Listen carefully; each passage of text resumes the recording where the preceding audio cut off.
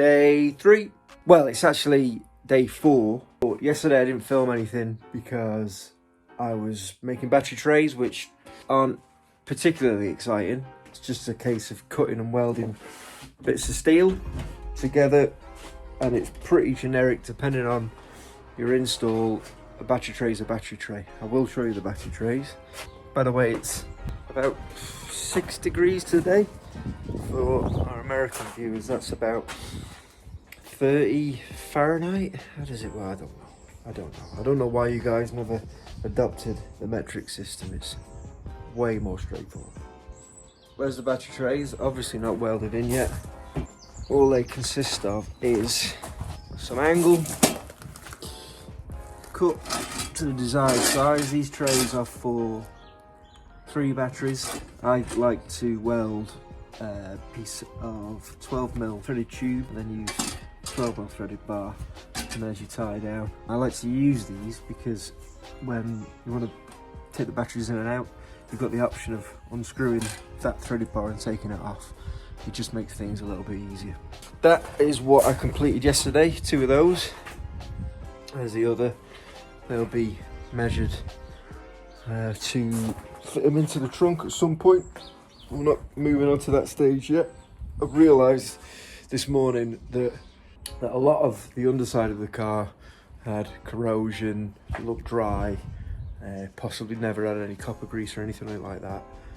So today I'm going to go around with a trusty bottle WD-40. This is the pump squirt version. I did have a WD-40 bottle, but it broke. I think I stood on it.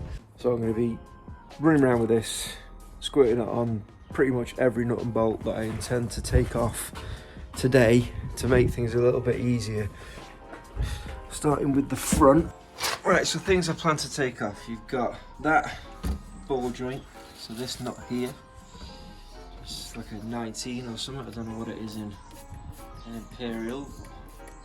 When we get to that stage I will give details. This anti-roll bar link needs to come off. Give that a squirt. The bolts that hold the anti-roll bar in, these 2, 1, 2 on either side, they look like they will be difficult to get off. This shock top mount, although that's a relatively new installation, so that shouldn't be too difficult. And then at the bottom here, the bottom ball joint, possibly, we're not entirely sure. Might be able to leave that one on for now, because that looks like it's been on there for an awful long time. So I'm going to give that a squirt. Might get away with leaving that one intact. And then the 2 lower shock mounts. So I think that's it for the front. So on the back, I want to take off these rear shocks. Well, when I say take them off, I might just undo the bottom bolt, slide the shock off depending on how easy it comes off, just move it to one side, because it will be refitting. I will be refitting that at some point. And then I'm not sure about the trail arms. I might try and weld the power balls in situ, because they don't look like they are going to come off too easy, although they will need to come off at some point to change these bushes, which I believe is part of the plan. So I'll just give them a soak either side. Hopefully, with the help of the Ugga Dugga, these arms will come off.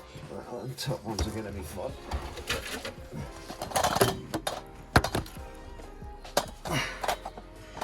So you can see that one there, that's the one end of the trailing arm. That's where the power ball is going to sit, and then this is the bottom end of the trailing arm. So this bolt, that top bolt, drop the coil out, drop the shock off at this end. Might even reinforce this inside edge if I've got a piece of steel that'll fit, and that's it.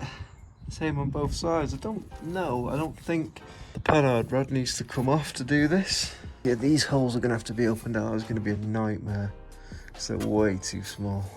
Actually, no. The rams don't go there. How weird. What are them holes for then? It must be for the hoses, because the ram will come up through there, through the top of the spring. So they're not the right holes. They must have been used to run the hose through. Maybe I'll utilise them again if the hole's the right size for a rubber grommet. So somebody's drilled a hole there. That's the hole that I thought was in the trunk floor for the rams, but it's obviously not, because the size is way too small. So they use that to run a hose through, and the ram will go through that hole there in the top of the spring cup. So there must be a second hole into the trunk floor, I don't know, unless that's been welded up. But yeah, the ram will go through that hole that you can just about see at the tip of my finger, and then straight through into the trunk floor. So I just need to squirt up these. I'll get that one while I'm on this side. Oh yeah, hopefully that'll help. All these will come off fairly easily. I'm not holding out much hope. Apparently there's a fuel leak on it somewhere. It is moist, very moist up there. Is this fuel? No, I think that's just hydraulic oil that's leaked out of the old installation, which isn't a bad thing really, because it's acting as like an underseal. It's helping prevent any rust. So yeah, I'll carry on squirting, and then I'll be back in a minute. Progress update. Started with the driver's side. Decided to strip this without filming, just so I could get an iron for how many tools and bits and bobs I was going to use to take this apart. Before I go to the other side and film taking the other side apart, you can see the anti-roll bar is loose, the spring is out, the shock came out, everything came apart alright, apart from the brake line on this side. It was really stretched as I took the arm apart. There was hardly any hard line to the frame.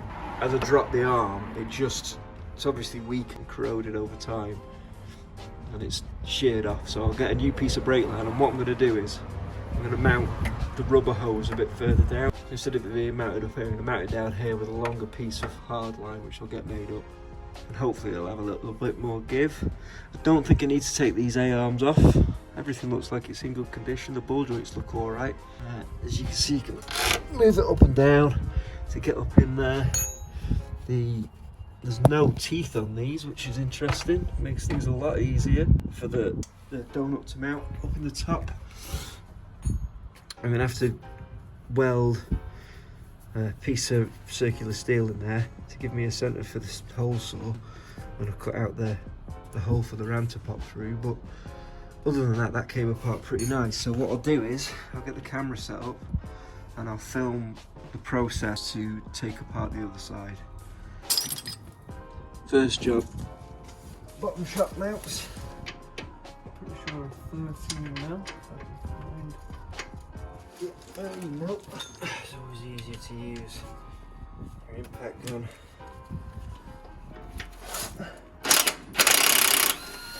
One, two. So that shock's now loose. I've got to do that top now. That might be 14 now.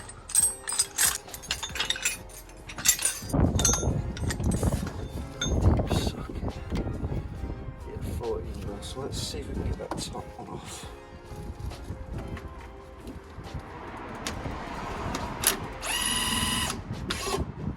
Spinning, whole thing spinning. So I need a 14 mil spanner, which I thought I had. Spanner on that bottom nut. Oh, okay. Let's try that again. That doesn't want to go on. Let's try this one again.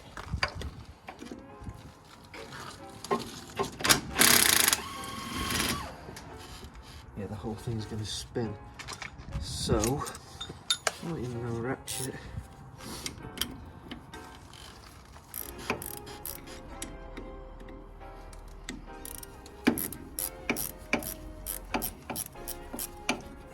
Nice and loose.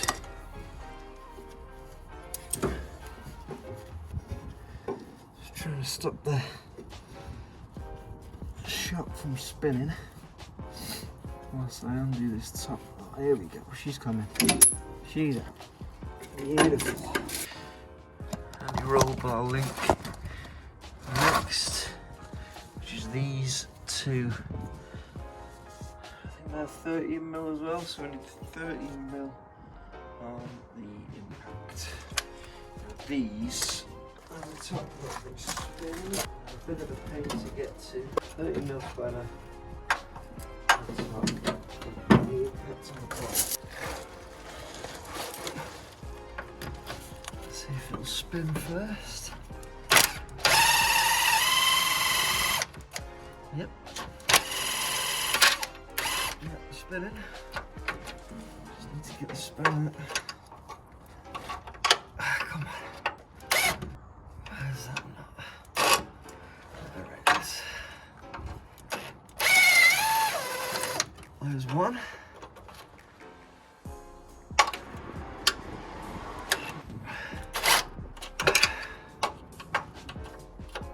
So crap.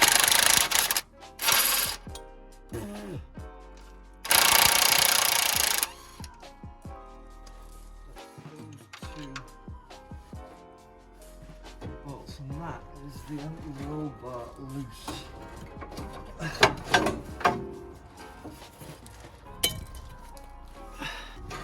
Take off that bushing. Really well out the family.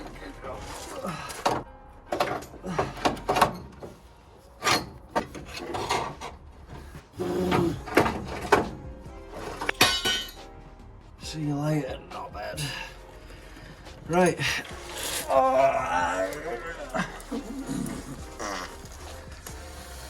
That's that off. Next, it's the upper ball joint. As you can see, it's got a crusty old split pin in there. So I'm just going to struggle for a few minutes to get this off, and I'll come back and we'll get that ball joint split. So just bear with me. 3 years later, the split pin is finally out. Let's get the 19mm socket on this ball joint. The other one was nice and loose. Oh, lovely. Look at that.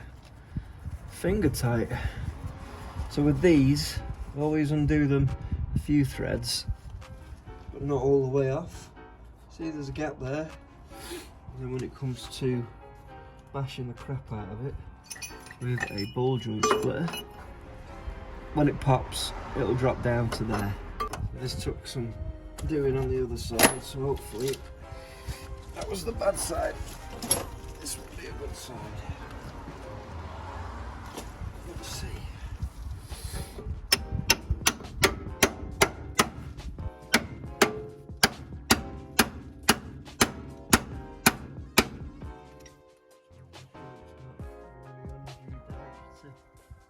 Brakes or anything, that's clear.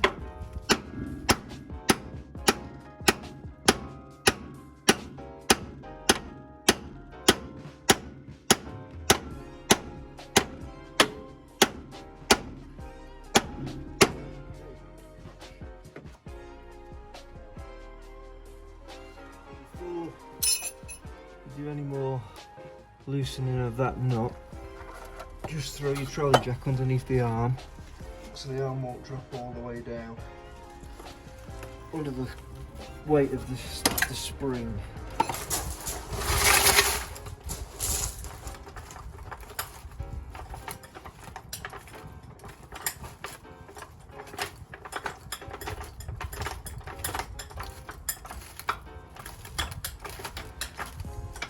Got it? Undo the rest of the threads on your ball joint. And loose. And the other thing you've got to be careful of now is your brake line. The brake line on that far side snapped.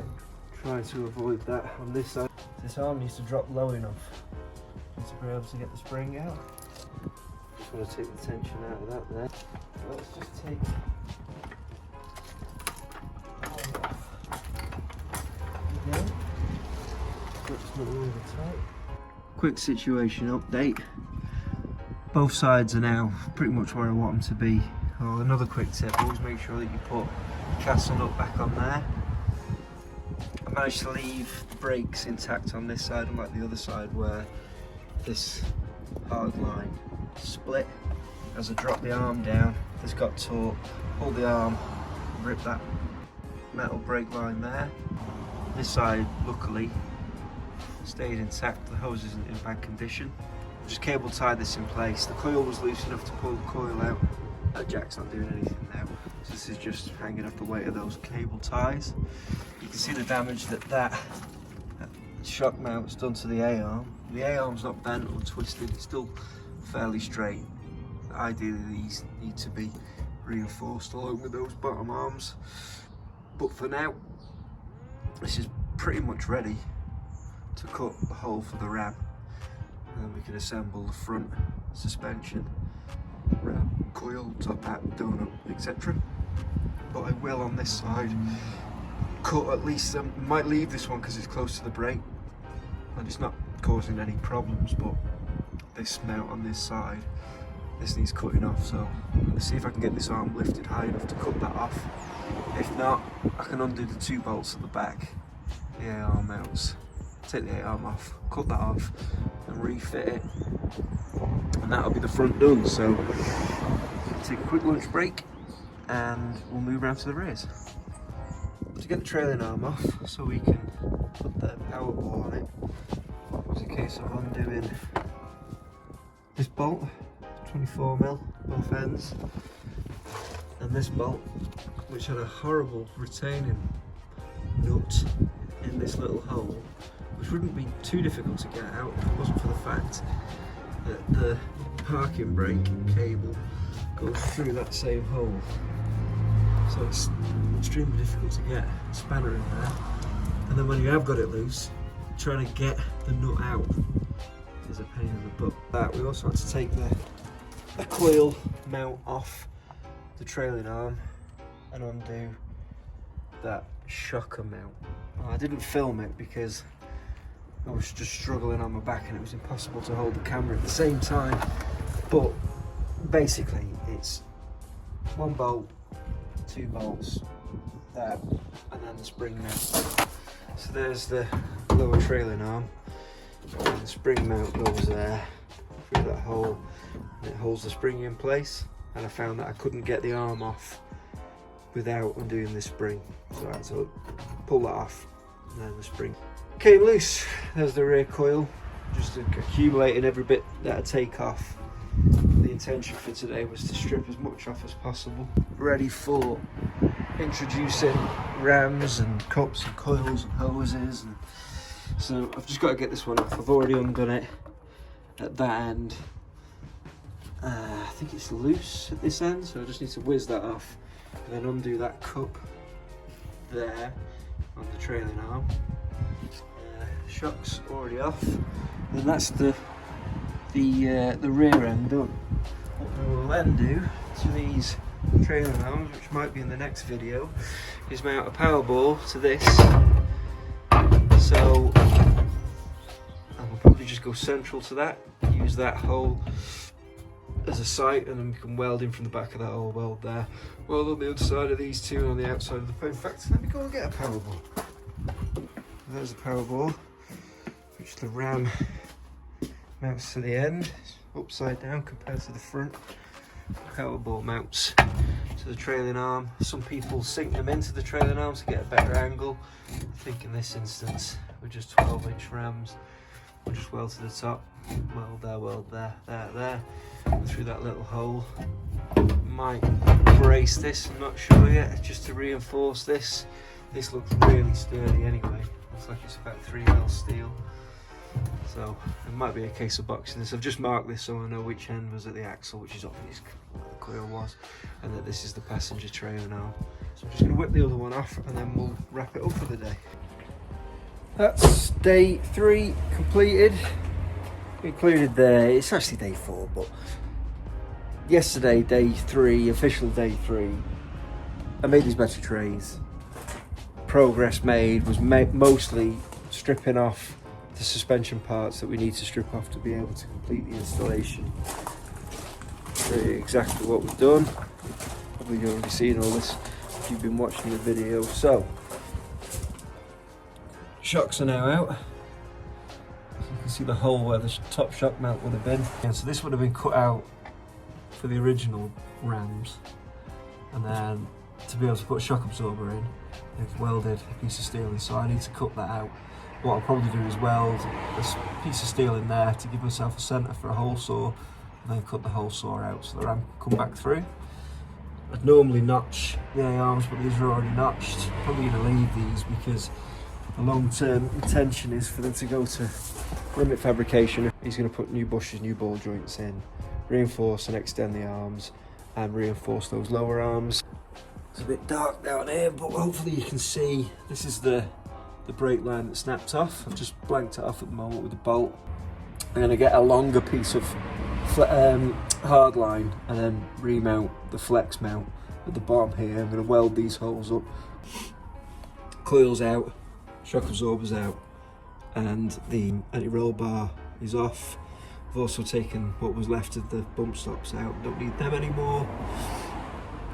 This looks like it's in not too bad condition, so I'm going to leave that as it is.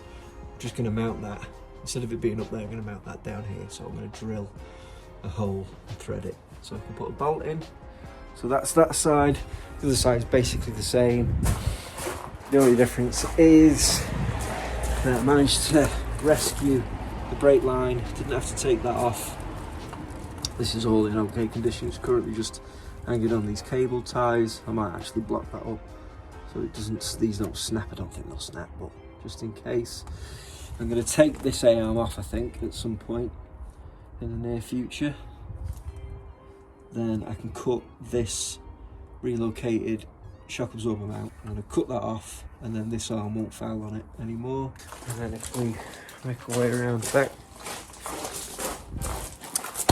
again it's a bit dark, I apologise, but lower trailing arms off, coil off, and shock absorber lower mount off. The axle's just on axle stands. That's about it for the rear. Everything else stayed intact. Then this is all the stuff that's been taken off. So you've got the front coils, the rear coils, and the trailing arms. Trailing arms are going to be, the powerball's going to be mounted off the car, possibly in the workshop, and then they can go back in. Cut these coils, get rid of the pigtail, keep these coils the originals. These shocks can go. All these bits and bobs are unnecessary now. And that's it. That's day 3 completed. Thank you very much for watching. Stay tuned. Let me know what you think. Please subscribe. Sorry if this one was a bit long and it just consisted of me struggling and trying to get camera angles and stuff. I'm covered in crap, but that's the way I like it. So thank you very much. I'll see you in the next one.